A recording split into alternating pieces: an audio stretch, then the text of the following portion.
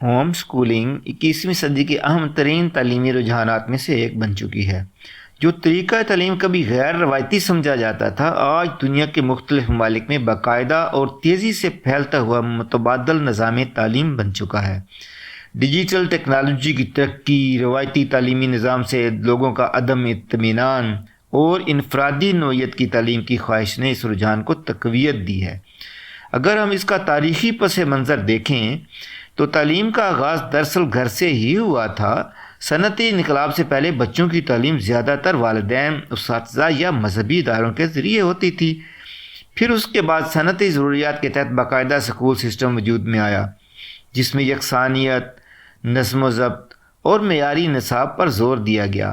20ویں صدی کے آخر میں امریکہ جیسے ممالک میں بعض خاندانوں نے تعلیمی معیار، اخلاقی تربیت اور سخت نصابی ڈھانچے پر تحفظات کی بنا پر ہوم اسکولنگ کو دوبارہ اختیار کرنا شروع کر دیا۔ رفتہ رفتہ یہ صرف نظریاتی انتخاب نہیں رہا، بلکہ ایک عملی تعلیمی حکمت عملی بن گیا، اور اس کی کچھ وجوہات تھیں کہ نمبر 1 یہ کہ انفرادی نوعیت کی تعلیم۔ روایتی کلاس روم عمر کی بنیاد پر ترتیب دیے جاتے ہیں اور سب بچوں کو ایک ہی رفتار سے پڑھایا جاتا ہے۔ ہوم اسکولنگ میں بچے اپنی صلاحیت کے مطابق آگے بڑھ سکتے ہیں۔ اگر کوئی طالب علم ریاضی میں تیز ہے تو وہ جلدی آگے بڑھ سکتا ہے، جبکہ زبان میں ہو سکتا ہے وہ زیادہ وقت لے۔ نمبر 2 ٹیکنالوجی کی ترقی۔ آن لائن کورسز اور ڈیجیٹل پلیٹ فارم نے ہوم اسکولنگ کو بہت آسان بنا دیا ہے، جیسے کہ خان اکیڈمی اور کورسیرا جیسے پلیٹ فارمز معیاری تعلیمی مواد فراہم کرتے ہیں۔ اب والدین صرف استاد نہیں بلکہ رہنما کا کردار ادا کرتے ہیں اور عالمی وسائل سے فائدہ اٹھاتے ہیں۔ نمبر 3 وبا کی وجہ سے تبدیلی۔ کووڈ-19 کے دوران جب اسکول بند ہوئے تو دنیا میں آن لائن تعلیم عام ہوئی۔ اس تجربے نے بہت سے خاندانوں کو لچکدار اوقات، گھر کے ماحول میں تعلیم اور منفی سماجی دباؤ سے آزادی کے فوائد سے روشناس کروایا۔ نمبر 4 اقدار پر مبنی تعلیم۔ کئی والدین چاہتے ہیں کہ تعلیم ان کے مذہبی، ثقافتی اور اخلاقی اصولوں سے ہم آہنگ ہو۔ ہوم اسکولنگ میں نصاب کے انتخاب کی آزادی اس مقصد کو ممکن بناتی ہے کہ آپ اپنی مرضی کا نصاب منتخب کر سکتے ہیں۔ تعلیمی اور سماجی پہلو۔ اکثر ناقدین کہتے ہیں کہ ہوم اسکولنگ سے بچوں کی سماجی نشو و نما متاثر ہوتی ہے، تاہم جدید دور میں ہوم اسکولنگ مکمل تنہائی نہیں ہے۔ کمیونٹی گروپس، کھیلوں کی سرگرمیاں، مباحثے اور مشترکہ تعلیمی پروگرام بچوں کو سماجی مواقع فراہم کرتے ہیں۔ کئی تحقیقی رپورٹس کے مطابق مناسب منصوبہ بندی کے ساتھ ہوم اسکولنگ کرنے والے طلباء تعلیمی کارکردگی میں اوسط سے بہتر نتائج حاصل کرتے ہیں۔ ترقی پذیر ممالک میں اس کی اہمیت۔ پاکستان جیسے ممالک میں ہوم اسکولنگ ابھی ابتدائی مرحلے میں ہے، لیکن دلچسپی لوگوں کی بڑھ رہی ہے۔ بڑے کلاس رومز، امتحان پر مبنی نظام اور اخلاقی تربیت کے مسائل کی وجہ سے کچھ خاندان اس متبادل نظام پر غور کر رہے ہیں۔ تاہم قانونی منظوری، اسناد کی تصدیق اور یونیورسٹی کے داخلوں کے معاملات ابھی اہم سوالات ہیں۔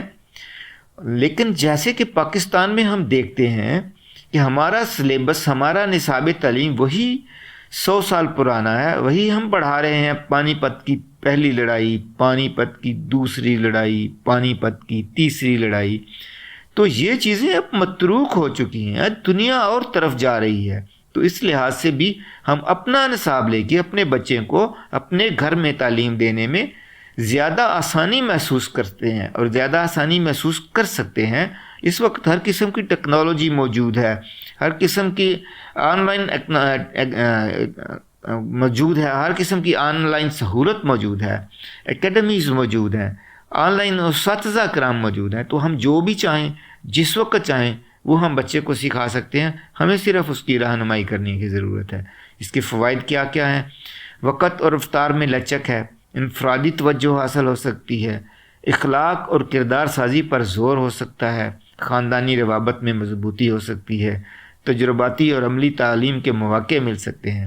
اور اس کے چیلنجز یہ ہیں کہ والدین پر وقت اور مالی بوجھ، یہ اس کا چیلنج ہو سکتا ہے کہ وہ والدین کے پاس وقت تھوڑا ہوتا ہے، وہ وقت نہیں دے سکتے۔ نصاب کے انتخاب اور نگرانی کی ذمہ داری، نصاب کا انتخاب کرنا ظاہر ہے ایک بہت بڑا مسئلہ ہوتا ہے، تو والدین کے لیے یہ مشکل ہو سکتا ہے۔ سماجی تنوع سے محدود رابطہ. بچہ چونکہ اب گھر میں رہے گا تو سماجی تنوع جو مختلف قسم کے جو لوگ ہیں ان سے ملنا اس کے لیے کم ہو جائے گا. اور پھر اعلیٰ تعلیم میں داخلے کے لیے اس کو کسی اچھے ادارے کسی بڑے ادارے کا سرٹیفکیشن بھی اس کے پاس ہونی ضروری ہے. تو یہ مسائل ہو سکتے ہیں.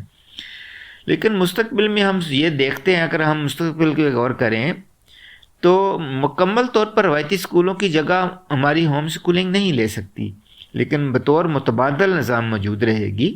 مستقبل میں مخلوط ماڈل یا ہائبرڈ ماڈل زیادہ مقبول ہو سکتے ہیں، جہاں کچھ تعلیم گھر پر اور کچھ ادارہ جاتی معاونت کے ساتھ ہو. ہوم اسکولنگ دراصل معیاری اور یکساں نظام سے انفرادی اور لچکدار نظام کی طرف ایک فکری تبدیلی کی علامت ہے. اور اصل سوال یہ نہیں ہے کہ ہوم اسکولنگ اچھی ہے یا بری ہے، بلکہ اصل سوال یہ ہے کہ کن حالات میں یہ مؤثر ثابت ہو سکتی ہے. اور تعلیم کا مقصد جگہ نہیں بلکہ شخصیت کی تعمیر اور ذہنی ارتقاء کرنا ہوتا ہے. تو ہمیں دیکھنا یہ ہے کہ کیا عام سکول میں ہمارے بچے کی ذہنی تربیت ہو رہی ہے، اس کی شخصی تعمیر ہو رہی ہے. اگر ہو رہی ہے تو ٹھیک ہے، ادروائز ہمیں دوسری طرف کا رخ بھی دیکھنا چاہیے کہ ہم انفرادی توجہ کے ساتھ اپنے بچے کو کس طرح سے پروان چڑھا سکتے ہیں. تو اس پہ غور ضرور کیجئے. باقی رہا سلیبس کی سلیکشن، تو وہ مسئلہ نہیں ہے، وہ بھی آپ اپنی ثقافت، اپنے مذہب اور اپنی روایات کے مطابق کوئی بھی سلیبس سلیکٹ کر سکتے ہیں. اس میں بھی کوئی ایسا خاص مسئلہ نہیں ہے. خوش رہیے، خوشیاں بانٹیے. اللہ تعالیٰ ہمیں آسانیاں عطا فرمائے اور آسانیاں تقسیم کرنے کا شرف عطا فرمائے.